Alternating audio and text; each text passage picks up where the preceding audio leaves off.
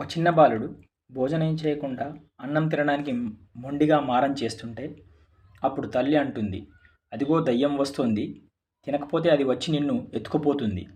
అయితే నిజంగా అక్కడ దయ్యం ఉందా? లేదు. అయితే ఆ తల్లికి దయ్యం కనిపించిందా? అది కూడా జరగలేదు. తల్లి ఉద్దేశం ఒకటే, బిడ్డ కడుపు నిండా తిండి తినాలి. దయ్యం అనే మాట కేవలం ఒక ఉపాయం మాత్రమే.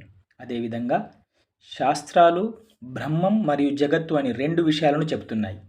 నిజంగా రెండు వేరువేరు వస్తువులుగా ఉన్నాయా?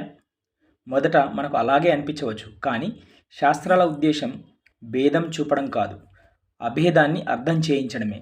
ఈ అభేద వ్యవహారం అంతా అభేద దృష్టి కోసం చేసిన ఒక ఉపదేశ పద్ధతి. మనకు స్వప్నంలో ఇల్లు, మిత్రుడు, కొండలు, నదులు కనబడుతున్నవి. అవన్నీ నిజంగా ఉన్నాయా? ఉంటే ఎక్కడున్నాయి? లేకపోతే మనకు అనుభవం ఎలా కలుగుతుంది? స్వప్నంలో ఉన్న ఒక ఇల్లు, ఒక మిత్రుడు రెండూ ఒకే మనసులా కల్పిస్తున్నాయి కదా. అవి ద్వైతమా, అద్వైతమా, లేదా అనిర్వచనీయమా?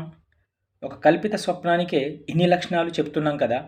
ఇక సత్యవస్తువు అయిన ఆత్మ గురించి చెప్పాలంటే శాస్త్రాలకు ఎన్నో శబ్దాలు, ఎన్నో అర్థాలు అవసరం. కానీ చివరి సత్యం మాత్రం ఒకటే. తల్లి చెప్పిన దయ్యంలాగానే బ్రహ్మం జగత్తు భేదం కూడా మనకు అర్థం చెప్పే ఒక మార్గం మాత్రమే. భేదం కాదు, అభేదమే సత్యం.